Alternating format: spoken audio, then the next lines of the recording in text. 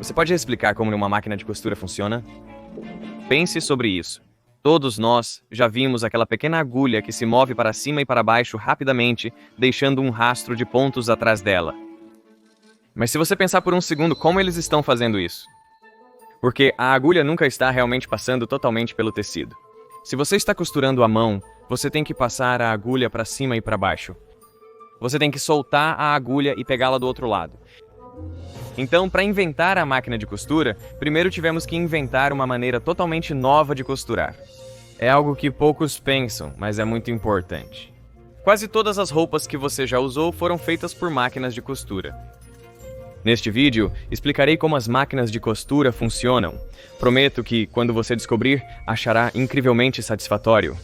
E o que você vai perceber é que essas máquinas estão realizando pequenos milagres mecânicos a cada segundo. O pedal está bem na frente do seu pé direito. Você pode descansar suavemente nele, não precisa de muita pressão. Então vá com calma e você conseguirá começar. Ok. Legal. Isso é incrível. Acho isso meditativo. Se eu fosse costurar 2 pedaços de tecido juntos, é assim que eu faria, tecendo a agulha para frente e para trás através de ambos os pedaços de tecido. Isso é conhecido como ponto corrido, e existem pontos mais sofisticados que você poderia fazer, mas se você está tentando mecanizar qualquer ponto manual, você se depara com um grande problema, que é a qualquer momento que você passa a agulha pelo tecido, você tem que soltá-la de um lado e pegá-la novamente do outro lado. Isso é quase impossível para uma máquina fazer, pelo menos uma máquina de 200 anos atrás. Então, para inventar a máquina de costura, primeiro precisamos inventar uma maneira totalmente nova de costurar. E isso veio em 3 avanços. Os humanos têm costurado roupas por dezenas de milhares de anos. Em 2016, pesquisadores encontraram em uma caverna na Sibéria uma agulha de cerca de 50 mil anos atrás. O incrível é que os Homo sapiens não viviam nessa caverna. Ela era habitada pelos denisovanos, uma espécie agora extinta de humanos primitivos. Costurar não é exclusividade dos Homo sapiens. É uma coisa humana.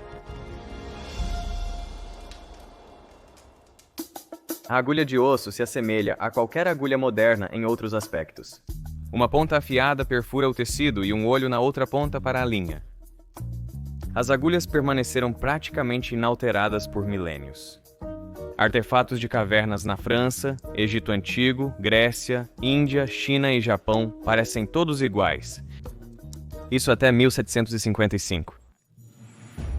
Charles Frederick Wiesenthal foi um inventor alemão que viveu na Inglaterra. Não se sabe a motivação dele, mas alguns creem que tentava criar uma máquina de costura. Mas talvez ele estivesse apenas cansado de virar a agulha 2 vezes por ponto. Mas ele criou uma agulha afiada dos 2 lados, permitindo passar pelo tecido para frente e para trás sem precisar virá-la.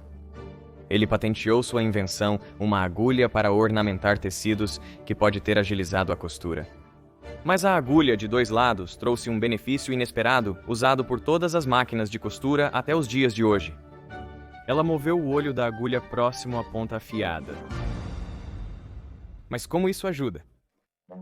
Quando eu coloco a agulha no tecido, a linha vai para baixo do tecido, mas quando eu a puxo para fora, a linha também é puxada para fora. Então parece que não conseguimos nada. Precisamos encontrar uma forma de emaranhar a linha na parte inferior do ponto para evitar que seja puxada para fora. Felizmente, há 2 maneiras de fazer isso.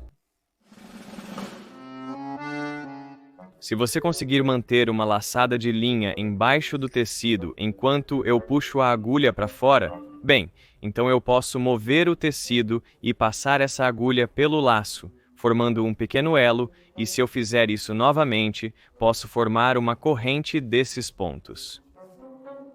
É por isso que isso é conhecido como ponto corrente. O ponto corrente foi um dos primeiros pontos bem-sucedidos, feitos por máquinas de costura. É difícil determinar quem inventou a primeira máquina de costura, já que muitas pessoas trabalhavam no problema simultaneamente, resultando em várias reivindicações concorrentes.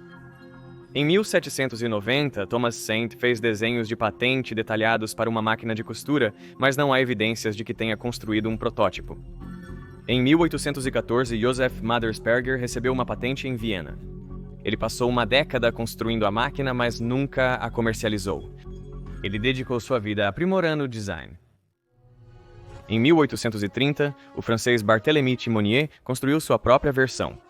Ele criou um ponto corrente com uma agulha de farpa. Ele recebeu uma patente e montou uma fábrica de roupas com 80 de suas máquinas. Lá começaram a fabricar uniformes para o exército francês. Mas essa invenção causou um alvoroço. Uma multidão de 200 alfaiates furiosos invadiu sua fábrica e destruiu todas as suas máquinas. Demorou algumas décadas para que as máquinas de costura se tornassem confiáveis o bastante para serem comercialmente viáveis. As duas formas mais confiáveis de construir uma máquina de ponto corrente foram inventadas quase simultaneamente em 1857, quando James Gibbs e Charles Raymond obtiveram suas patentes. Foi fácil para mim pegar o laço de linha no modelo, mas é muito mais difícil projetar uma máquina para fazer isso de forma confiável e repetitiva. O design de Charles Raymond tinha um gancho. A agulha perfura o tecido, levando a linha consigo. Então, à medida que a agulha sobe, o fio entre o olho e o tecido encurta e afrouxa, formando uma pequena saliência de linha. Neste momento, o gancho afiado agarra a saliência, esticando-a em um laço. E à medida que a agulha desce novamente, o gancho recua e a agulha passa pela laçada. A agulha desce até o fim e, ao subir, o fio entre o olho e o tecido se dobra mais uma vez. O gancho pega o abaulamento, puxando o fio para formar uma laçada para a agulha passar novamente.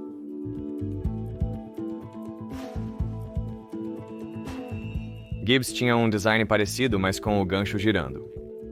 Então, à medida que a agulha abaixa, o gancho agarra o fio. O gancho rotativo gira, o primeiro laço é liberado e então o gancho agarra o segundo laço. Gibbs precisou de 37 protótipos de madeira para acertar a incrível forma de laçador. E então, essa mesma forma foi usada em mais de 80 modelos de máquinas de costura por 80 anos. O laçador era preso por peças metálicas, firme o suficiente para não cair, mas com folga para a linha passar ao redor.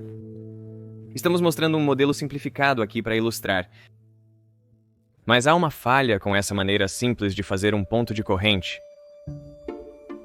Se a linha se soltar, você pode facilmente desfazer toda a costura. É notável como a linha é puxada rapidamente e facilmente porque quase não há atrito com o tecido.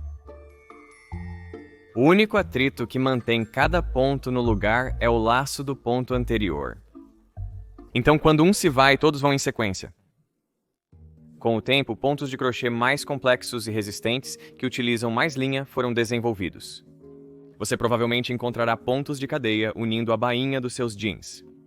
Você também pode bordar belos padrões com o ponto de cadeia. Qualquer coisa com pontos decorativos, antes usada para sua finalidade original, passou a ser aplicada em letras e flores em geral. Você está se esforçando para descobrir qual será seu próximo passo, dependendo do que sentir. Você está tentando pensar à frente de si mesmo, e eu acho que à medida que você se torna mais habilidoso com as máquinas, é aí que seu trabalho começa a parecer muito mais refinado.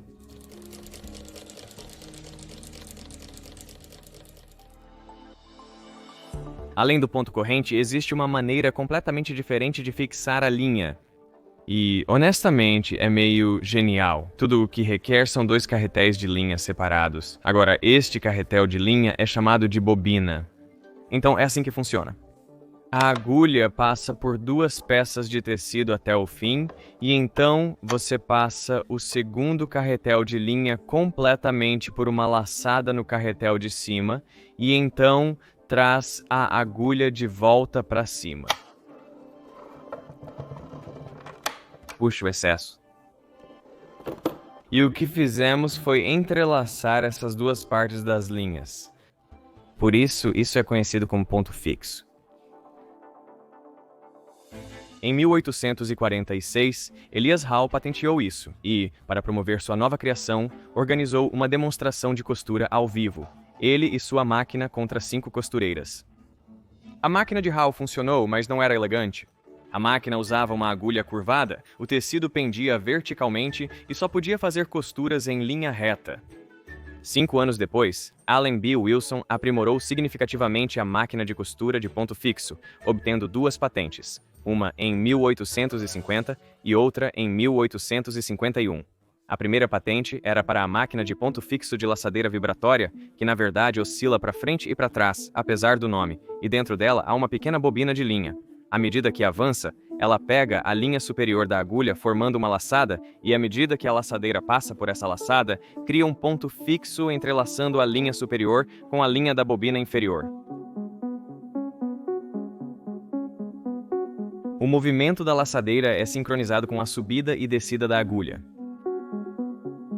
A laçadeira era empurrada por pedaços de metal, firme o bastante para não cair, mas com folga suficiente para a linha passar ao redor. Este modelo de máquina de costura era extremamente popular no fim do século XIX. Milhões de unidades do modelo 27 da Singer foram produzidas com construção extremamente robusta. Existem muitas máquinas centenárias que ainda estão em funcionamento.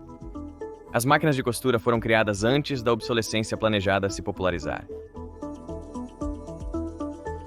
A segunda patente de Wilson, em 1851, é a base para o funcionamento da maioria das máquinas de costura atuais. Em vez de uma laçadeira se movendo para frente e para trás, a bobina está dentro de um gancho rotativo. Então, vamos ver como funciona. A agulha desce puxando a linha superior e vai bem para baixo e depois sobe um pouco, criando essa pequena saliência aqui e, quando o gancho rotativo passa, ela é agarrada por esse gancho rotativo que puxa ainda mais linha para que essa linha possa passar completamente ao redor da bobina, e então a agulha sobe novamente. Puxamos o excesso e formamos outro ponto fixo assim. A partir disso, pode parecer que você está usando mais linha de cima, porque quando essa linha entra, você precisa passar um laço inteiro ao redor da bobina, mas essa linha então é puxada de volta para cima. Filmamos em câmera lenta uma máquina de costura usando linha gradiente para mostrar a quantidade de linha puxada de cima. Parece muito, mas no final você usa a mesma quantidade de linha do carretel de cima e do carretel de baixo. A tensão deve ser igual nas linhas superior e inferior. Portanto, a mesma quantidade de linha é usada em cada ponto. Se a tensão estiver desregulada, o ponto não ficará no meio dos tecidos, resultando em um ponto mais fraco. Isso vale para máquinas de ponto fixo com laçadeira vibratória ou gancho rotativo. O que resulta é muita fricção. Você pode imaginar que este pedaço de linha está sendo puxado para baixo e para cima várias vezes a cada ponto.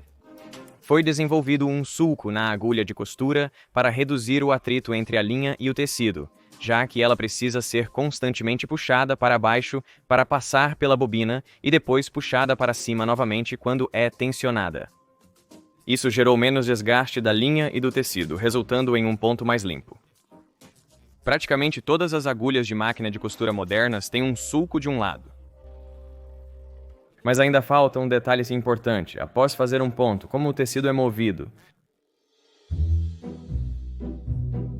Nas primeiras máquinas de costura, o tecido era movido à mão após cada ponto. Porém, esse processo era claramente lento e ineficaz, e os pontos não ficariam igualmente espaçados. Vários designs foram experimentados, mas o mais bem-sucedido foi inventado por Allen B. Wilson. A ideia dele era uma pequena peça de metal, o pé que pressionaria o tecido. Quando a agulha não está no tecido, uma pequena peça ranhurada de metal empurra de baixo para cima. Ela agarra o tecido, recua uma fração de polegada e avança para o próximo ponto. Esse design é usado na maioria das máquinas de costura atualmente. Eles são chamados de dentes de transporte. Há versões modificadas dessa ideia, como a máquina de alimentação universal para bordado com ponto corrente. Com esse estilo de máquinas, há uma alça embaixo da máquina e ela gira todo o bico da máquina. Ok. E este pé que pressiona, que basicamente avançará o tecido em 360 graus. Então, agora temos isso conectado a um único motor, mas naquela época esses cabos subiam até o teto e eram todos alimentados por um grande gerador. Um grande gerador movido a vapor ou a carvão. Portanto, certamente as fábricas eram muito barulhentas. Havia um pino, mas o removemos por não ser mais necessário. Para usá-lo bastava puxar para baixo. E isso acionaria imediatamente a máquina, porque isso estava girando continuamente porque estava tudo conectado por um único motor. Atualmente, ao iniciar uma máquina, é possível suavizar o processo, começando devagar. Naquela época, eles estavam indo a cerca de 10.000 rotações por minuto. Você precisa estar pronto. Sim. Aquelas mulheres eram heroínas, quer dizer, elas tinham habilidades incríveis. O nome mais famoso associado a máquinas de costura é Isaac Singer. Mas Singer não inventou a máquina de costura. Ele era um empresário astuto, comprando patentes de várias fontes e construindo sua empresa com base nisso. Inspirado pelas peças intercambiáveis na produção de armas de fogo, ele otimizou o processo de produção e sua empresa reduziu o preço das máquinas de costura de 100 para cerca de $10. Isso seria pouco mais de $300 se fosse em 2023. O preço reduzido permitia que ele vendesse as máquinas para famílias ao invés de empresas. O negócio de Singer foi pioneiro mundial em oferecer um plano de pagamento parcelado, permitindo que o comprador pagasse ao longo de meses em vez do custo total antecipado. Singer se tornou uma das maiores corporações do mundo e a primeira empresa multinacional americana. Antes da invenção das máquinas de costura, costurar uma camisa levava mais de 12 horas. Agora demora menos de meia hora. Em 1900, as famílias americanas gastavam cerca de 15% de sua renda total em roupas. Em 2003, era menos de 4%. Apesar de gastarmos menos, temos mais roupas. Em 2019, a média mundial de peças de roupa possuídas ultrapassava 130. A cada ano, 100 bilhões de peças de roupa são produzidas e apenas nos Estados Unidos, 11,3 milhões de toneladas de roupas acabam em aterros sanitários. Isso é quase 35 quilogramas de roupas para cada homem, mulher e criança que são jogados fora a cada ano. Mas devemos culpar as máquinas de costura? A máquina de costura é brilhante, criada, iterada e aperfeiçoada por dezenas de pessoas. Elas de fato revolucionaram o mundo. Foi preciso apenas inventar um método totalmente novo de costura,